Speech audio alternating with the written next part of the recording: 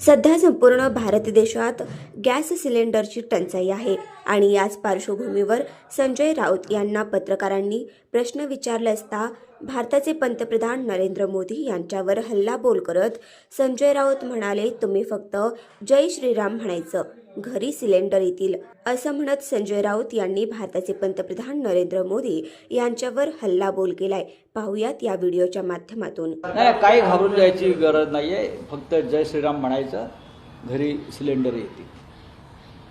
भारतीय जनता पक्षाचा जो मंत्र आहे की जय श्रीराम म्हणायचं की जय नमो नमो म्हणायचं, मी तुम्हाला घरपोच सिलेंडर LPG आपोआप येणार। घरपोच सिलेंडर, फक्त तुम्ही जय श्रीराम म्हणायचं, नमो नमो नमो नमो हा एक मंत्र आहे। या मंत्रानंतर तुम्हाला घरपोच सिलेंडर वगैरे सगळं मिळेल। पेट्रोल डिझेल तुम्हाला घरपोच येईल, बरं का, तुमच्या दारामध्ये पाईप घेऊन येतील। नमो नमो म्हणा आणि जय श्रीराम म्हणा, सर्व काही मिळेल।